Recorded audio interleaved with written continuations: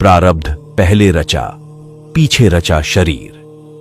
तुलसी चिंता क्यों करे, भज ले श्री रघुबीर। एक साधु थे जो हमेशा ईश्वर के नाम का जाप किया करते थे।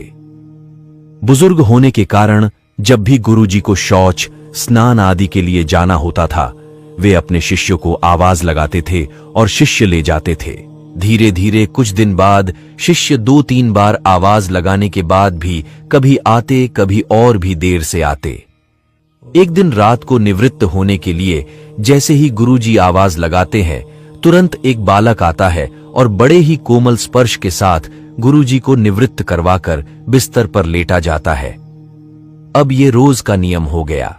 एक दिन गुरुजी को शक हो जाता है कि पहले तो शिष्यों को 3-4 बार आवाज लगाने पर भी देर से आते थे, लेकिन ये बालक तो आवाज लगाते ही दूसरे क्षण आ जाता है और बड़े कोमल स्पर्श से सब निवृत्त करवा देता है।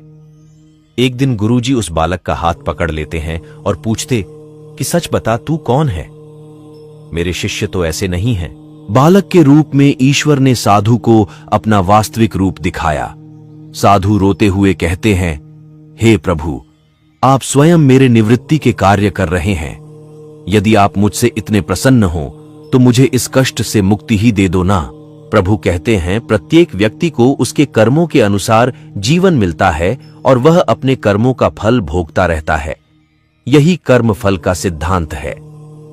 प्रारब्ध का अर्थ ही है कि पूर्व जन्म अथवा पूर्व काल में किए हुए अच्छे और बुरे कर्म जिसका वर्तमान में फल भोगा जा रहा हो। साधु कहते हैं कि क्या मेरे प्रारब्ध आपकी कृपा से भी बड़े हैं? क्या आपकी कृपा मेरे प्रारब्ध नहीं काट सकती है? ईश्वर कहते हैं, प्रारब्ध 3 तरह के होते हैं।